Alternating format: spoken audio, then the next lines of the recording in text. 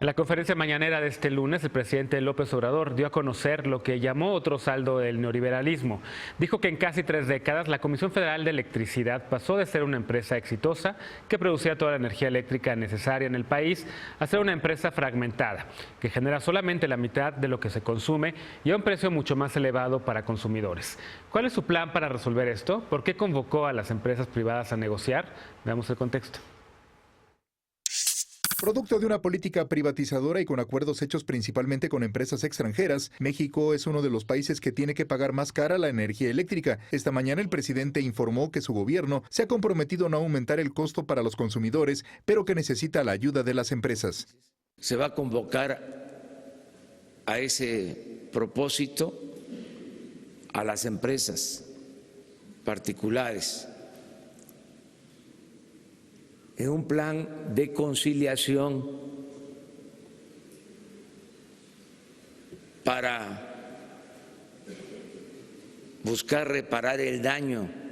El gobierno federal espera renegociar así la participación privada en el suministro de energía eléctrica. Dijo que en los últimos 27 años, la Comisión Federal de Electricidad pasó de cubrir el 100% de la demanda del país a solo el 50%, debido a un proceso de privatización que inició con la firma del Tratado de Libre Comercio en 1994. López Obrador añadió que la privatización de la industria eléctrica ocasionó pérdidas de mercado y recursos para la CFE, debido a que la Comisión Reguladora de Energía, creada en 1993, fraccionó la empresa y la orilló al pago de un millonario sobreprecio por la energía. Al ser fraccionada en 6 subsidiarias, la CFE perdió capacidad de competencia. El plan de fortalecimiento de la industria eléctrica nacional, presentado esta mañana, tiene 4 objetivos: rescatar la CFE, impulsar la generación de energía y las energías renovables y potenciar las 60 hidroeléctricas en todo el país. El expresidente Felipe Calderón, que fue consejero de la empresa de energía Avangrid, señaló en Twitter que nunca benefició a ninguna empresa privada y que se deben revisar los contratos que se consideren abusivos. Actualmente hay 7 gasoductos detenidos propiedad de Carso y Enova y TransCanadá. Según el contrato firmado con estas empresas, si por cualquier causa de fuerza mayor no se puede construir u operar el ducto, la paraestatal debe pagar. Esta paralización ha ocasionado pérdidas por $21,000 millones a la CFE. Punto y contrapunto. Primer tema de discusión de esta noche de lunes, y como cada lunes está Lisa Sánchez, directora general de México Unido contra la Delincuencia. ¿Cómo estás, querida Lisa? Muy bien, muy buenas noches, encantada de estar aquí otra vez. Eder Guevara, fundador de Morena y antropólogo. Muy buen lunes, Eder, ¿cómo estás? Hola, buenas noches, muy bien. Por fin se está rompiendo el ciclo de la corrupción. Ahí está, a ver. Alfredo Lecón, activista y analista, que seguramente ya tiene un contrapunto a la aseveración de Eder, pero vamos a aguantarlo un ratito. Ahorita lo vamos a debatir. Buenas noches a todas, todos.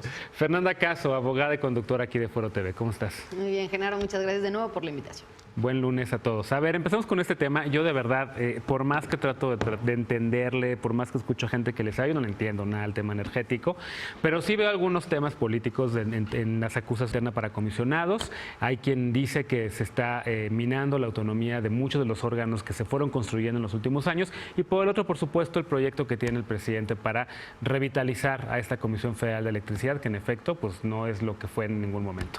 ¿Por dónde empezamos, querido Eder? Pues vamos contigo, un punto de defensa, me imagino, a lo que vimos hoy. Yo estoy satisfecho con la conferencia matutina de hoy porque, como decía... Todos los días, ¿no? A veces como que me quedo con algunas dudas, pero bueno... Pero es de transmisión, no de El día de hoy, por fin se está denunciando con nombres y apellidos las corruptelas, pero además... Que lo prometió la semana pasada. Lo que hablábamos de las puertas giratorias, ¿no? Pero además se está desmantelando un discurso neoliberal en donde se decía que las empresas paraestatales, en concreto CFE y Pemex, no tenían la capacidad de operar y que entonces por eso debían entrar industrias privadas, extranjeras sobre todo, a ayudar a la operación y a operatividad de estas compañías. Resulta que no fue otra cosa más que el desmantelamiento para volver inoperantes estas compañías paraestatales, y cuando entran las industrias privadas extranjeras en su mayoría, resulta que también son inoperantes y que hay un ciclo de corrupción tremendo ahí. Y como ya hablamos la vez anterior, a partir de este discurso y de esta política pública de desmantelamiento de las compañías paraestatales, entonces se ven beneficiadas esas personas que operaron y decidieron sobre estas medidas, ¿no? Porque ahorita son asesores y tienen una beca que les pagan en dólares. Primer contrapunto de la noche, ¿quién lo quiere hacer? Pues Lecona. la verdad es que yo en muchas cosas sí voy a coincidir. Yo también estoy muy satisfecho en la mayoría con lo que dijo hoy Andrés Manuel. Celebro demasiado que se esté construyendo este discurso de ética pública, que buena falta hacía en las administraciones anteriores, que se haya roto este pacto que hace un rato platicábamos antes de empezar, de no tocar a los presidentes salientes y los presidentes salientes no hablar de los presidentes entrantes. Y definitivamente el tema de las puertas giratorias, que ya lo habíamos enunciado aquí con toda claridad la semana Déjame hacer pasada. una pausa, porque Ricardo Rafael diría que al presidente saliente no se le tocó, ¿no? Con su Ajá, columna por eso de digo, Peña Nieto, con todos pero los bueno. matices. Y Peña Nieto no opina del gobierno entrante. Y Peña Nieto no tiene algo. Sí, que ahí esto, si nos vamos a profundidad, van a empezar a salir cosas. Claro. O sea, si Andrés Manuel en algún momento ha anunciado este punto final, que se ha materializado de distintas formas, ahí está el nombramiento del fiscal FEPADE, que es creyente del punto final. En otras cosas va a ser aparentemente imparable el tener que perseguir la corrupción de los sexenios pasados y específicamente del sexenio pasado con este tema, con algo que hoy señalaba el abogado Paulo Díez, que es el principal denunciante de la trama de OHL en México, que hoy ya recordó, o sea, en Twitter, que Reyes Heroles y Ruiz Sacristán, señalados en este grupo de exfuncionarios por Manuel Bartlett, que se han beneficiado de la industria en el sector privado después de haber estado en el sector público, fueron miembros del Consejo de Administración de OHL y que pues OHL, sin haber tenido ningún contrato de energía o ninguna experiencia o capacidad para desarrollar actividades en el sector energético, fueron beneficiados por contratos de la CFE. Entonces, definitivamente está abriendo una puerta que difícilmente va a ser, que difícilmente se va a cerrar, y eso hay que celebrarlo. Estoy completamente de acuerdo también con Eder. Yo he estado los últimos días leyendo el libro de Santiago Nieto, del fiscal incómodo, sin filas ni fobias, muy, muy recomendable. Y justo la premisa de Santiago es: hay que enunciar. Y fue el problema que se enfrentó él en su cargo en la FEPADE. Hay que enunciar y hay que ponerle nombre, rostro, cara a los funcionarios que probablemente hayan incurrido en actos de corrupción en el pasado. Y definitivamente, qué buena noticia que estemos haciendo esto. El granito o la piedrita en el arroz. Bueno, el énfasis ha sido hasta ahorita que todos, bueno, hasta ahorita coinciden los dos panelistas sobre el hecho de que se está yendo en contra de la corrupción y que se están señalando culpables. Pero la otra parte es la parte energética, que yo no sé si alguien le quiere entrar ahí. Si la propuesta que tiene en la mesa el presidente López Obrador es la mejor o la adecuada para revitalizar un sector que en efecto está muriendo en México, ¿no? Creo que es un tema que tendríamos que abordar en otra mesa, pero hoy en el remedio y trapito que siempre nos trae Andrés Manuel en las mañanas, una de las soluciones que pone, que se me hace un tanto excesiva, es la prohibición a funcionarios que hayan participado en sectores estratégicos hasta por 10 años. Sí.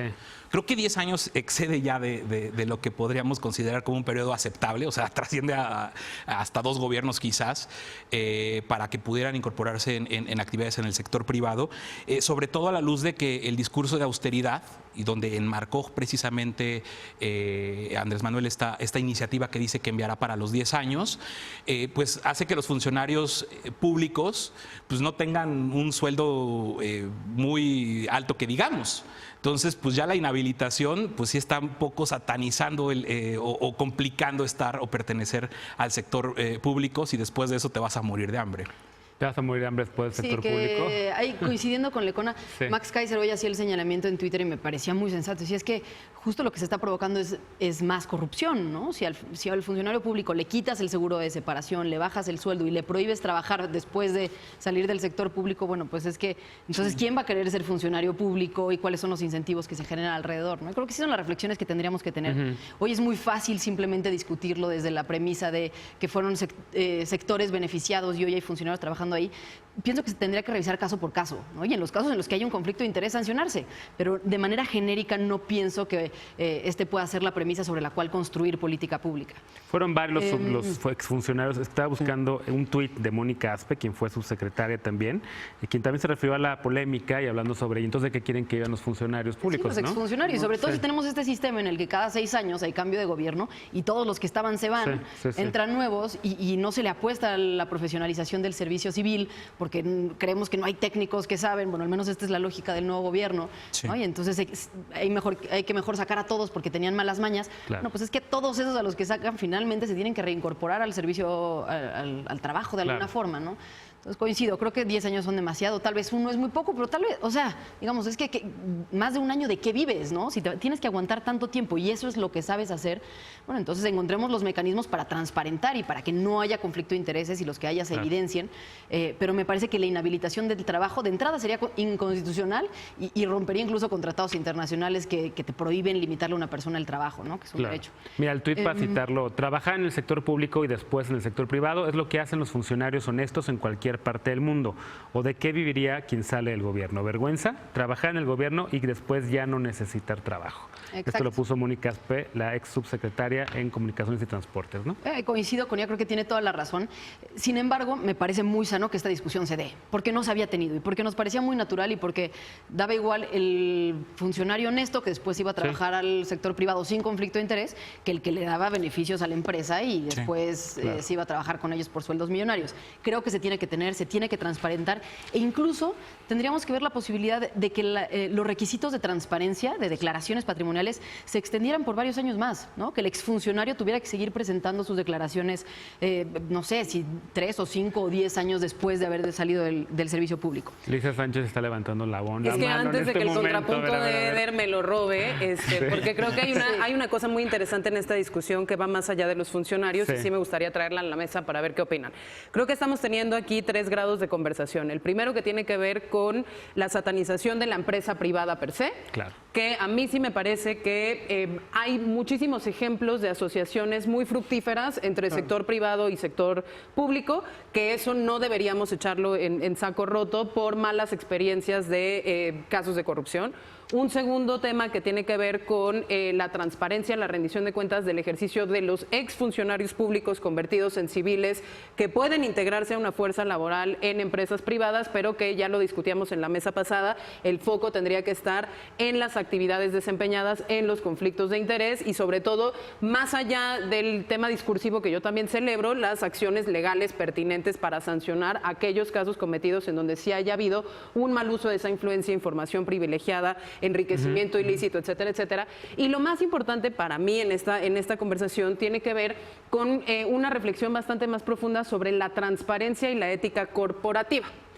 Porque me parece que más allá de las personas físicas que se desempeñaron en un gobierno que ahora pasan a la iniciativa privada, hay toda una trama interesantísima. Yo en la última que leí la documentó una organización de la sociedad civil que se llama Poder, que precisamente ha revisado las fusiones, las compras, las ventas de acciones, los cambios de nombres, los cambios de propiedad sobre las decisiones económicas, financieras, operativas de sectores estratégicos como el gasero, como el sector energético, la electricidad, en donde parecería que Pemex o la CFE en su caso guardan todavía la capacidad única de tomar decisiones sobre un sector estratégico para la nación y si uno revisa los contratos, las fusiones, las ventas, los cambios de titularidad sobre los ductos, sobre la extracción, sobre la refinación, se da cuenta que muchas veces esa participación está tan completamente disminuida que entonces sí hay decisiones en las cuales ya no participa la empresa paraestatal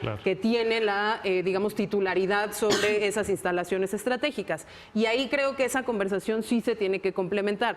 ¿Es tan responsable el individuo que se presta para estos movimientos en abuso de la que fue su función o es su función en los momentos en los que estos abusos se dan cuando todavía el funcionario es funcionario, como las empresas que participan en estas complejísimas tramas de esconder información quizás, ¿no? O de ir maquillando las cosas de manera que sea muy difícil lograr esa trazabilidad sobre quién verdaderamente está tomando las decisiones en beneficio de quién o de quiénes y en detrimento de quién. Y eso sí creo que es algo que se nos escapa un poquito del debate por politizarlo todo de alguna manera. Claro, ¿no? Fer y Eder. Sí, creo que tenemos que empezar también a ser mucho más exigentes con los documentos, ¿no? Creo que sale el presidente todas las mañanas a hacer una serie de acusaciones que todos le creemos, porque pues si nos dice que el gobierno pasado hubo corrupción, pues ¿quién le va a decir que no? Pero no nos, creo que es que hacen falta documentos comprobatorios de cuál es el contrato que estuvo mal hecho, ¿no? Cuál es la negociación injusta que se hizo desde la paraestatal, para que también voces expertas puedan opinar, porque hoy todos estamos discutiendo sobre la base, ¿hubo corrupción? Pues seguro sí hubo corrupción, pero también creemos creerle a Rocío Nale, que es una expertaza en temas energéticos, que terminamos comprando no sé cuántas pipas a sobreprecio por la ineptitud de los ductos, hoy creerle que está tomando decisiones muy serias sobre la CFE, me cuesta, ¿no? No, Creo está que la esa India, consideración- ella, Para que Eder termine su importante. contrapunto, nada más por lo que decía. Para que Sí, cierre. ella ni ha figurado con este tema en la CFE, no creo que estaba en la India, Sí. lo traía así Reforma. No, pero algo muy interesante de lo que dice Fer hoy, justo cuando le dicen ¿quiénes son los o cuáles son los 7 ductos? los nombres. Fue por los ductos, ¿no? Dice, pues les voy a dejar ahí la responsabilidad a ustedes de que vayan al Instituto de la Transparencia y que a partir de una solicitud que ustedes hagan que les contesten. Y le gritaron, pero es que tarda 20 días en darnos. Dice, bueno, porque ustedes lo pidieron. Ahí va CFE. Pero hay algo muy importante de todo esto. Sí, es cierto, nos está dejando muchas cosas que el periodismo va a ir cubriendo poco a poco. Sí. Claro que sin Pero ese escapar de la era el realidad. punto precisamente de Además- Salvador Camarena en su columna de hoy, que era bien interesante, que es la estrategia comunicativa de Andrés y sobre la que Fernanda tiene un punto bien importante, que es siembras, o sea, presentas la acción y siembras la duda Sí. sobre la efectividad de la acción. Lo decía con respecto al tema de las estancias infantiles, cuando justamente decía, ¿quién no va a creer que pudo haberse prestado un programa de esa naturaleza a malos abusos? El problema es que no te da la información sobre la cual puedas estructurar un contrapunto, Cierto, una contracrítica informada con base en evidencia, con una posición que además está muy deslegitimada. Yo sí creo que eso tiene un gran punto de razón Claro. Salvador Camarena en lo que decía. Mandar a Hasta que esa Josefina Vázquez oposición Mota, ¿no? no haga las paces con Sí. el hecho de que tiene que limpiarse a sí misma de los casos del pasado, pues es muy difícil que alguien Claro. logre hacer un contrapunto creíble a lo que dice el presidente. Tenemos que ¿no? escuchar el contrapunto de Eder, porque Sí. si no, no va a ser Además, justo. yo Nos tenemos creo que ir que a pausa, hay dos además. temas Hoy estuvimos fundamentales. muy de acuerdo con Eder. Primero que Andrés, además de que llamó a los periodistas a que sigan investigando, dijo que va a mandar a la fiscalía los casos y que se deslinden responsabilidades, tendrán que Que revisar. eso es bien Qué bueno. importante. Y Pero creo- el otro tema que creo que, hablando de la iniciativa que él propone de 10 años, aquí lo que valdría la pena es preguntarnos, ¿de verdad estos 8 que están denunciando trabajan en estas empresas o son becas? Pago de corrupción por haberlos beneficiado, porque en realidad si Calderón se la pasa tuiteando, ¿cuál es su trabajo en esas empresas? ¿No? Ahí creo que hay un tema. Pues es que es está en el Consejo de Administración. por eso es una El Consejo de beca. Administración se reúne cada 3 meses, así pasan todas. Es una Pero, digamos, más beca allá de en que- dólares bastante lucrativa. Yo creo que el tema aquí, lo fundamental es lo que decía Lecona, de que se está poniendo en la mesa de la discusión la ética del servidor público. Bueno, la empresa tiene todo el derecho de darle la beca si quiere a quien quiera, ¿no? Pero también lo que hay- evidentemente pero todo depende lo de que hay qué. detrás, ¿no? Pero ¿cuál fue el trabajo de vamos a hacer becario? una pausa muy rápida regresando. López Obrador sigue adelante con el proyecto aéreo de Santa Lucía. Regresamos.